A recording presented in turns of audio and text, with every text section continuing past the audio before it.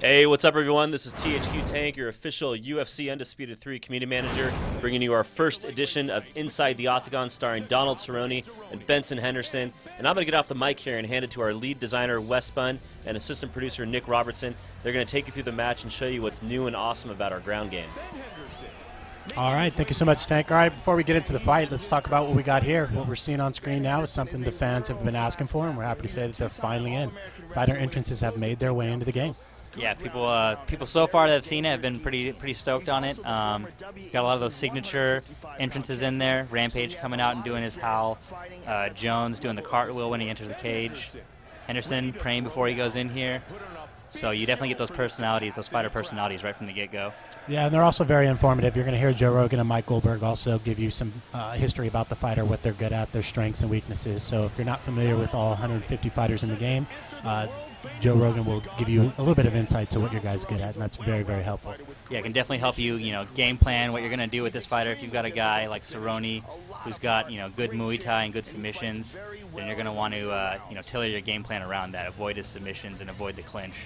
Yeah, so these two guys they fought in the past. They're former WEC fighters. They fought in the past, had some tremendous battles on the ground. I think that's why we wanted to showcase them here, because they just have excellent ground game in the game as well. Yeah, both of those fights were just back and forth, crazy action on the ground. So we figured these guys would be a good choice to show off our new ground stuff. So we've jumped into the game here now, and you're going to see I'm controlling Cerrone and Nick's controlling Benson. I take him to the ground there from the standing back clinch, and the ground transitions are pretty much the same as last year. Using all your transitions are done on the right stick. We do have a new control scheme this year. The alternate control scheme allows you to flick up or down on the right stick to perform your transitions, but we still have the classic controls, the pro controls, that allow you to stall your transitions by starting the input and then completing the transition maneuver.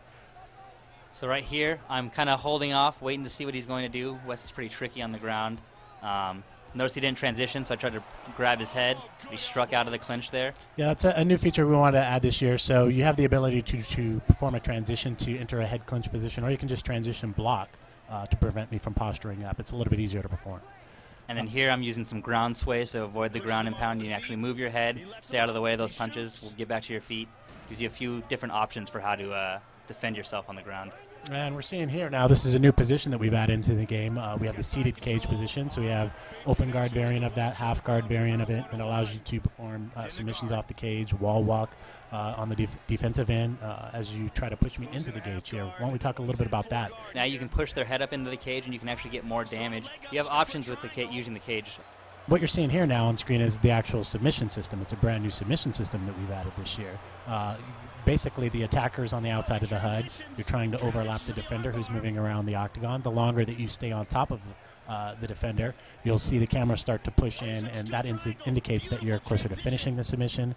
When the camera pulls out, you're closer to escaping the submission. So getting a lot more feedback this year in terms of what's going on with the submission and how close you are to finishing or escaping. And there's also that bar right there in the middle that shows which player is winning. Or show the red or blue filling up, so you know when the submission is going to finish exactly. Right, the shine is gone, people. The shine is gone. Oh, he's out of it. Nicely done. Final 30 seconds. Non-title fight scheduled for 3 5-minute rounds. Uh-oh, these are big strikes. Oh, he's got him dazed. Ooh, just got rocked there, son. Yeah, I was waiting for a transition, and I just left my chin open there. It was not good. And saved by the bell.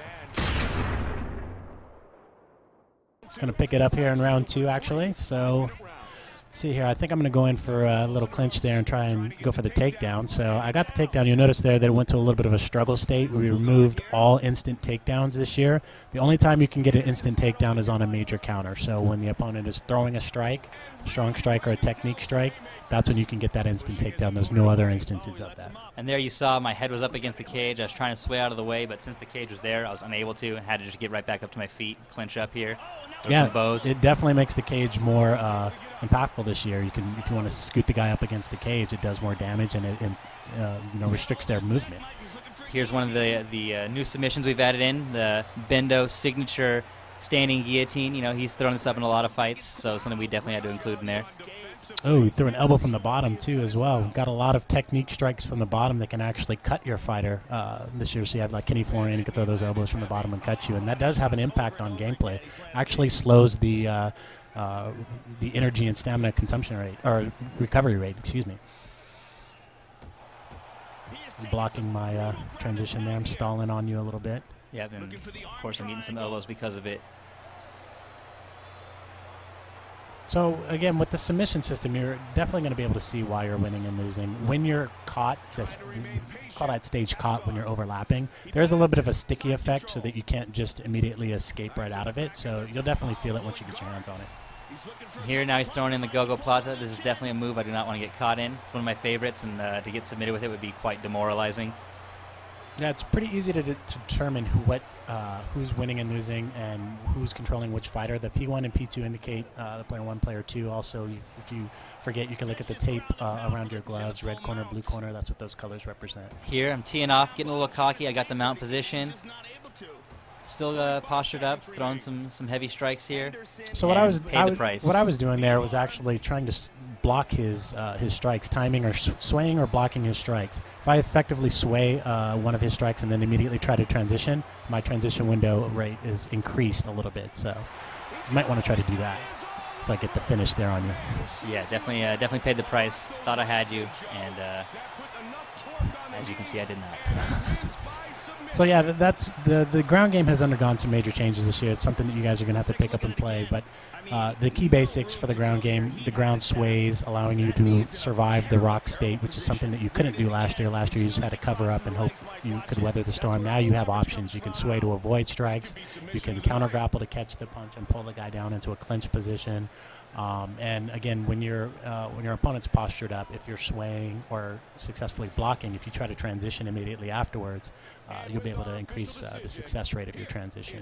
And the last thing you'll see here, we've got the the fight metric style report showing exactly what damage was done to each body part, so you know at the end of the fight why you got knocked out or submitted or just dominated. And yeah, that's going to go across all modes this year, so you'll be able to see after every fight this breakdown. So hope you guys enjoyed it. Thanks, Nick, for helping me out, and we'll be back inside the Octagon giving you some more stuff.